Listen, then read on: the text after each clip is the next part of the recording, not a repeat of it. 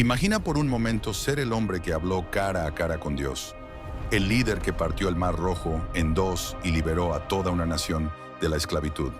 Sin embargo, al final de tus días, mueres en completa soledad en la cima de una montaña prohibida.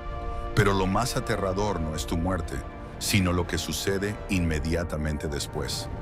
La Biblia, en un pequeño y extraño versículo, revela que tu cadáver no descansó en paz de inmediato. En las sombras del mundo espiritual, se desató una batalla feroz. El mismo Satanás apareció para reclamar tus restos, y solo el poder del arcángel Miguel pudo detenerlo. ¿Por qué el diablo quería el cuerpo sin vida de Moisés? ¿Qué secreto ocultaba su tumba que Dios mismo tuvo que enterrarlo para que nadie jamás lo encontrara? Hoy vamos a desenterrar uno de los misterios más oscuros y fascinantes de las Escrituras. Prepárate, porque lo que sucedió en el Monte Nebo cambiará tu forma de entender la guerra espiritual. Para entender la magnitud de este evento cósmico, primero debemos situarnos en el escenario final. Estamos en las llanuras de Moab. Moisés, ahora con 120 años, recibe la orden final de su Creador. Sus ojos no se habían oscurecido, ni había perdido su vigor, dice la Escritura. Físicamente, era un hombre capaz de seguir luchando, pero su misión terrenal había concluido debido a aquel fatídico error en las aguas de Meriba, donde golpeó la roca en lugar de hablarle. Dios le dice: sube a este monte Abarim, al monte Nebo, allí morirás. Imagina la carga emocional de ese ascenso.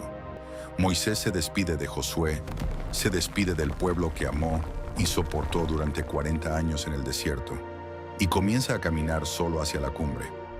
A medida que sube, el sonido del campamento israelita se desvanece, reemplazado por el silbido del viento. Al llegar a la cima, Dios le muestra la tierra prometida, desde Galaad hasta Dan, todo el territorio de Neftalí, la tierra de Efraín y Manasés, toda la tierra de Judá hasta el mar occidental. Moisés la ve, pero no la pisa. Y allí, en ese silencio sagrado, Moisés exhala su último aliento. La tradición judía llama a este momento el beso de Dios, una muerte dulce y sin dolor, donde el alma es extraída por el mismo Creador. Pero aquí es donde la narrativa bíblica da un giro misterioso y sobrenatural.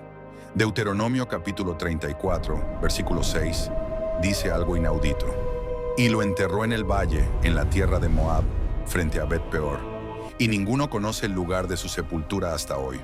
Dios mismo ofició el funeral. Dios mismo cavó la tumba. ¿Por qué tal secreto? ¿Por qué no permitir que Israel construyera un monumento a su libertador? La respuesta yace en la naturaleza humana y en la astucia del enemigo. Israel tenía una tendencia crónica a la idolatría. Habían adorado un becerro de oro.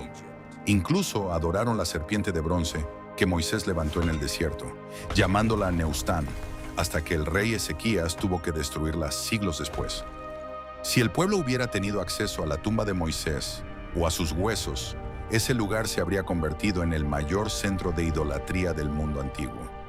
Habrían adorado al profeta en lugar de al Dios del profeta.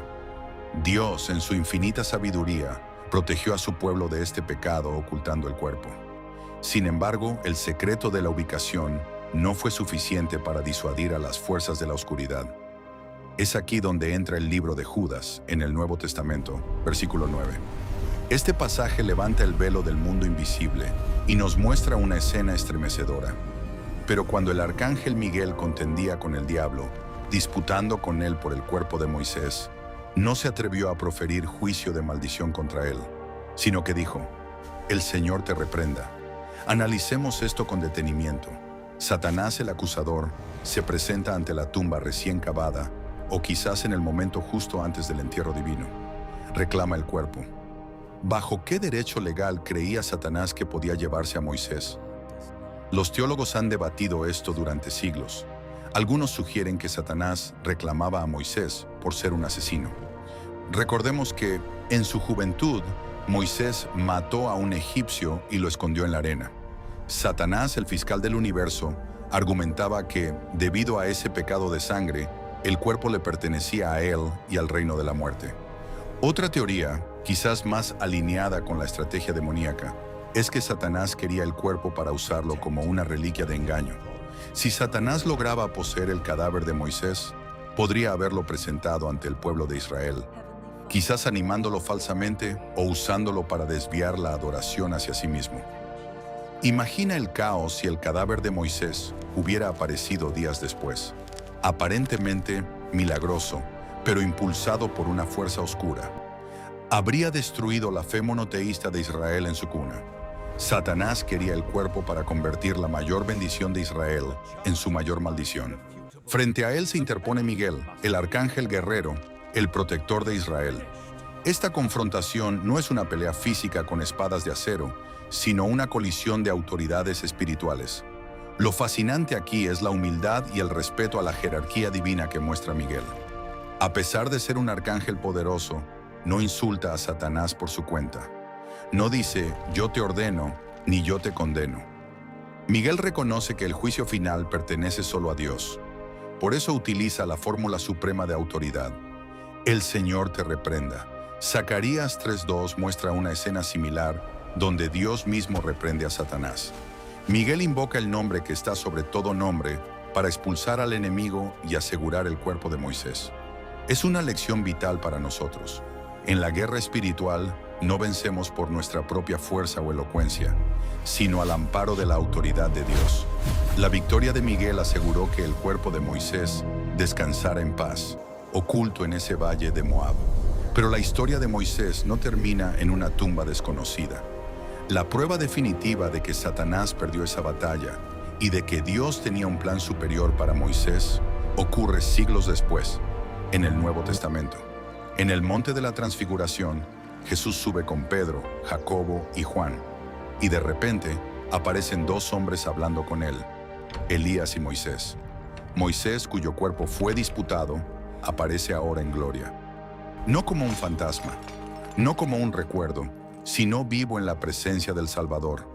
Esto es crucial. Representa a la ley, Moisés, y a los profetas, Elías, dando testimonio de Jesús. Pero también nos dice algo hermoso. Moisés finalmente entró en la tierra prometida. No entró como un líder terrenal caminando sobre el polvo, sino que entró en gloria, de pie sobre la montaña, hablando con el Mesías. Lo que parecía un castigo en el Antiguo Testamento, morir fuera de la tierra, se transformó en una redención superior. Dios le negó la entrada temporal para darle una entrada eterna. Este relato nos deja con profundas reflexiones. Primero, la realidad de la guerra espiritual que ocurre a nuestro alrededor, incluso en el momento de la muerte. Segundo, la protección celosa de Dios sobre sus siervos. Dios no abandona a los suyos, ni siquiera sus restos mortales. Si Dios se preocupó por el cuerpo de Moisés, ¿cuánto más se preocupa por tu vida y tu destino eterno? Y tercero, nos enseña sobre la soberanía divina. Satanás intentó usar el pasado de Moisés y su cuerpo para el mal, pero Dios lo preservó para un momento de gloria en la transfiguración.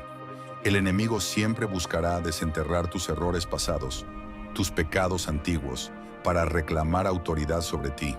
Te dirá que le perteneces por lo que hiciste hace años. Pero al igual que Miguel, tu defensa no es discutir con el diablo. Tu defensa es invocar al Señor.